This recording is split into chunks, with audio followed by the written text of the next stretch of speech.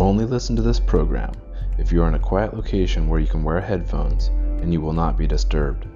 If you are driving a vehicle or operating machinery, stop the program and at a different time, find yourself in a more conducive place to relax and pay close attention to the changes as they occur.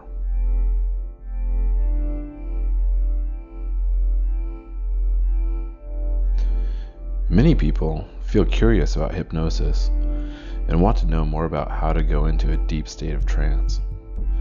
Yet they might feel hesitation, uncertainty, or maybe even fear of what may happen to them or their mind while under hypnosis.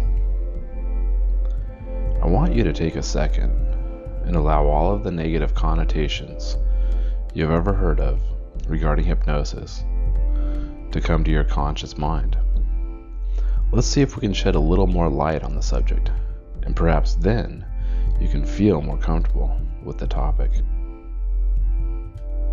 Often movies and television programs have portrayed hypnosis as a form of total mind control and have added quite a bit of controversy to the topic of hypnosis. However, most authorities on the subject agree that this is an exaggeration. Hypnosis is a process in which the critical thinking faculties of the mind are bypassed, and a type of selective thinking and perception is established. If you really think about it, modern advertising has been able to do this for a long time to its unsuspecting viewers and listeners. Don't believe me yet?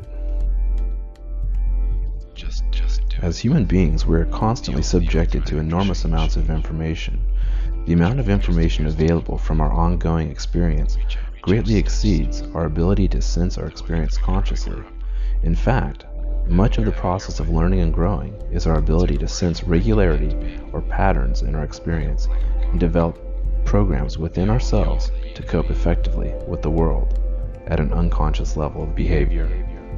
Now, some individuals may experience an increase in suggestibility and subjective feelings of an altered state of consciousness, and this is not always true for everyone. What's remarkable to know is that some of the supposed hypnotic indicators and subjective change can be achieved without relaxation or a lengthy hypnotic induction by means of simple suggestion or waking hypnosis, a fact that increases the controversy and misunderstandings around hypnosis and the hypnotic state. In fact, hypnotism as a tool for health seems to have originated with the Hindus of India, who often took sick people to sleep temples to be cured by hypnotic suggestion.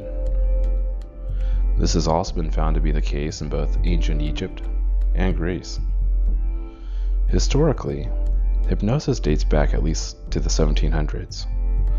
The first recognizable practitioner of hypnosis was Franz Anton Mesmer, an Austrian physician who supposedly used the power of suggestion to cure illnesses. The term hypnosis was derived from the Greek word hypnos, meaning sleep. One of the most famous practitioners of hypnosis in the 20th century was the Dr. Milton Erickson, and he is credited with having influenced various therapeutic techniques. Dr. Erickson conceptualized the unconscious mind to be highly separate from the conscious mind, with its own awareness, interests, responses, and learnings. For Erickson, the unconscious mind was creative, solution-generating, and often positive. His unique ability to utilize anything about a patient to help them change a problem into a solution, including their beliefs, favorite words, cultural background, personal history, or even their neurotic habits. Dr. Erickson tells the following story to illustrate how the unconscious mind operates. I was returning from high school one day, and a runaway horse with a bridle sped past a group of us into a farmer's yard, looking for a drink of water. The horse was perspiring heavily, and the farmer didn't recognize it, so he cornered it, and I hopped up on the horse's back. Since it had a bridle on, I took a hold of the rein and said, "Giddy up." Headed for the highway, I knew the horse would turn in the right direction. I didn't know what the right direction was. And the horse trotted and galloped along. Now and then he would forget he was on the highway and start into a field. So I would pull on him a bit and call his attention to the fact that the highway was where he was supposed to be. And finally, about 4 miles from where I had boarded him, he turned into a farmyard, and the farmer said, "So that's how the critter came back. Where'd you find him at?" I said, "About 4 miles from here."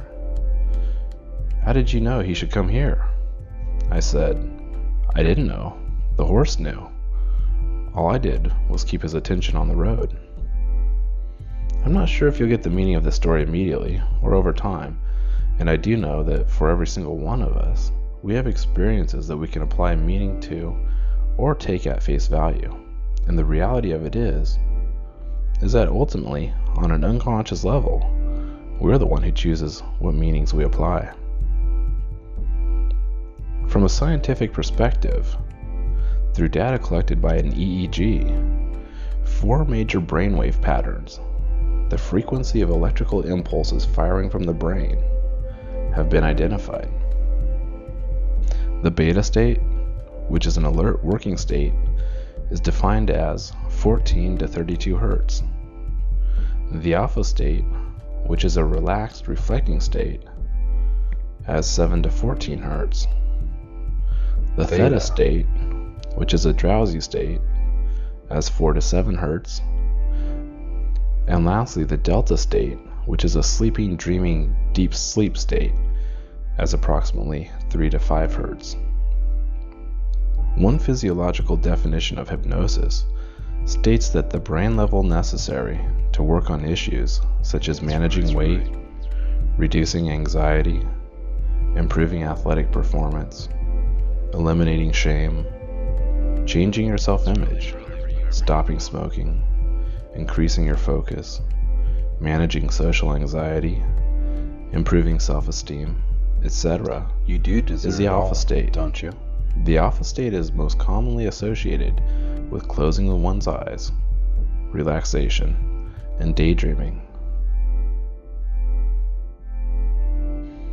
With the recent improvements of new brain imaging techniques, such as magnetic resonance imaging or MRI, there's been a resurgence of interest in the relationship between hypnosis and brain function. Any human experience is reflected in some way in the brain. Seeing colors or motion is underscored by activity in the visual cortex. Feeling fear is mediated by activity in the amygdala. And so hypnosis and suggestion are expected to have observable effects upon brain function. Recent studies have shown that hypnotized subjects suggested to experience auditory hallucinations demonstrated via PET scans resulted in regional blood flow in the same areas of the brain as real hearing, whereas in subjects merely engaged in vividly imagining hearing I occur. hear voices in my head. You might want to know that there is a common claim that no one can be hypnotized against his or her will. New research claims that everybody is equally hypnotizable. The rule is simply this: people accept hypnosis in direct relationship to the amount